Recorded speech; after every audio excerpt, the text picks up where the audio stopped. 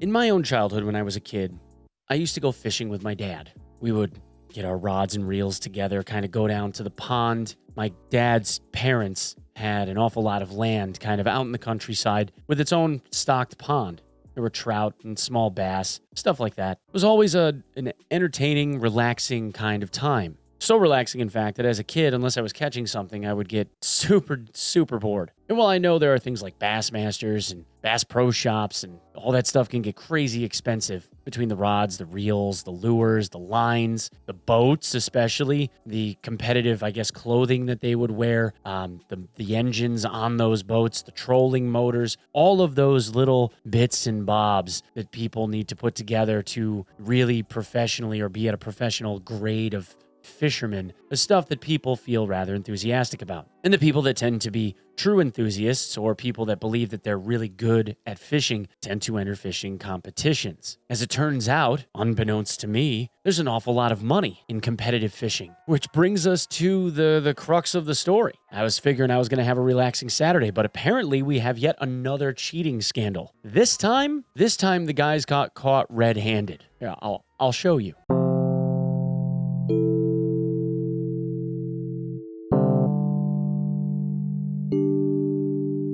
This is Jake Runyon and Chase Comiskey, a couple of fishermen from Cleveland, Ohio. And when you think about competitive fishing, especially in the case of like Bassmasters or Bass Pro, you always think that it's like a bass catching competition or maybe even some trout, lake trout, river trout, something like that. Nope, in this case, they are going after walleye. And one of the largest events for catching walleye is held on Lake Erie, someplace that is actually known for its walleye fish. The average walleye weighs between 3 and 7 pounds, but you can find an above average walleye racking in somewhere around, say, 10 to 12 pounds, which the fishing community refers to as a lunker. So if the average size of a walleye is 3 to 7 pounds, to catch a 10 to 12 pound or sometimes even larger walleye fish is pretty well unheard of. In the case of professional fishing, that's what they're seeking. They're trying to get fish that come in at an average weight that is higher over a certain time period than the competitors. And the prizes? The prizes are ridiculous. The top prize? This, a Warrior V238 fishing boat that MSRPs for $174,000. $174,000. Are you kidding? Second place, 55 grand in cash. Third place, 30 grand in cash. Fourth place, $20,000. That's just for the main event. There are separate levels of prizing for kayak and shore, women's, kids. There is real money in fishing for walleye on Lake Erie every fall. Now, that is for an upcoming tournament that's happening in about a couple of weeks. Now, the event that just concluded, that has our two fellas in a bunch of hot water, was this one, the 2022 Lake Erie Walleye Trail Championship. A team of 2 fishermen were allowed to catch their 5 best walleye fish to then be weighed in on a milk crate on stage, and the person that had the most weight worth of fish won. And our boys Comiskey and Runyon, well, they entered the tournament. 33-91, 33-91, your new leaders, locking it in, team of the year, definitely team of the year champions. Round of applause, you got Chase Comiskey, Jake Runyon.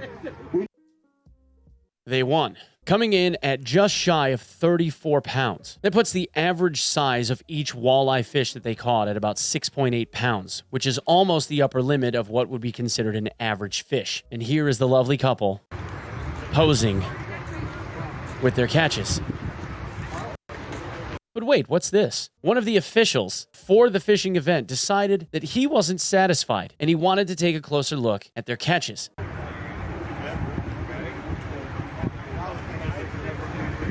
We got weights and fish! There we go!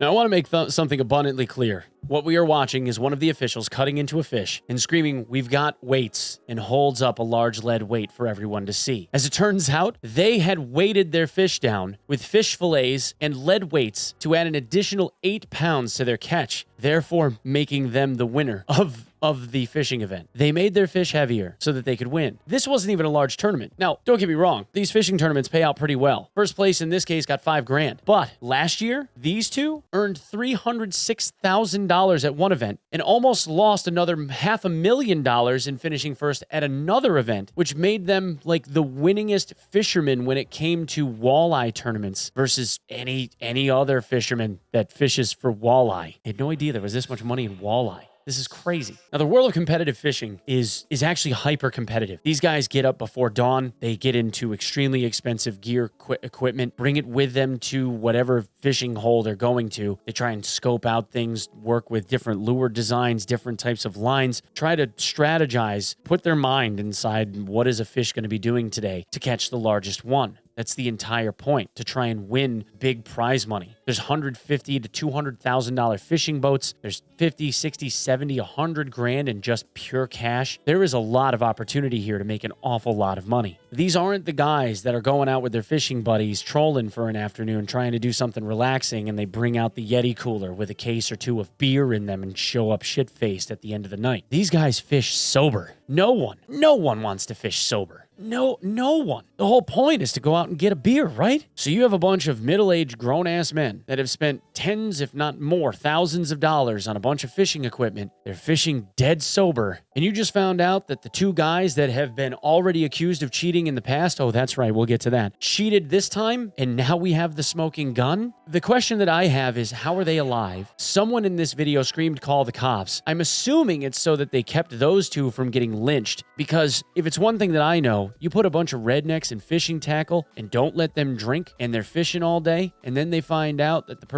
people that they were fishing against had been cheating the entire time, they're taking money out of your pocket, you're going to need protective custody. May God have mercy on your soul. As it turns out, the Fall Brawl last year, which had a combined prize of $306,000 for the two angler team, which was reported as having them be the winner, was called into question because people again believed that they were cheating based on the weight of the fish that they had been pulling in. An estimated average of 8.5 pounds per fish. Remember that the average size of a fish is 3 to 7 pounds. 8.5 pound average is absurdly high. Absurdly high. So they won the prize for the largest combined overall catch and the largest single fish that was caught, coming in at 12.77 pounds. Naturally thinking that these guys were cheating, they were asked to do a polygraph in which one of them failed it. And again, in some strange twist, they were saved from being lynched last year because their lawyer stepped in and somehow saved their bacon. I don't know what he did, they did, what they said, how they said it. Maybe they had the Lincoln lawyer. I don't know, but they walked out of there with $306,000 and they got to keep it. I'm going to assume that those two are done with competitive fishing. The weirdest part about this is the reason why these guys were caught is because they were too consistent. See, when it comes to competitive fishing, as is my understanding, the people that participate in these events vary widely in who's going to win. There's so much randomness to where the fish are, who's going to catch them, who's going to end up winning the event, that sure, you end up seeing guys that tend to be toward the top more often than others, people that fish all day in and out, but the likelihood that some random normal average Joe novice with a few $100s in their pocket for the entry fee could win is still pretty good. Because when you look at the averages, the likelihood that somebody could just catch a really big fish and get lucky got pretty good odds. In every single competition that they were in, they just kept creeping up on the leaderboard. So really, the reason why they lost was because they were trying to show everyone that they were consistently good at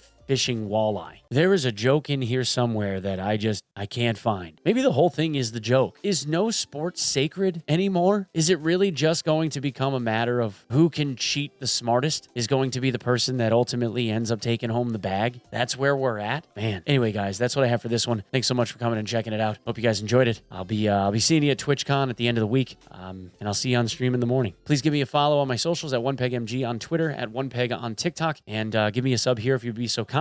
And as always, I will see you on twitch.tv/OnePeg every morning around 6 to 7 a.m. Eastern Standard Time. Thanks so much. Peace.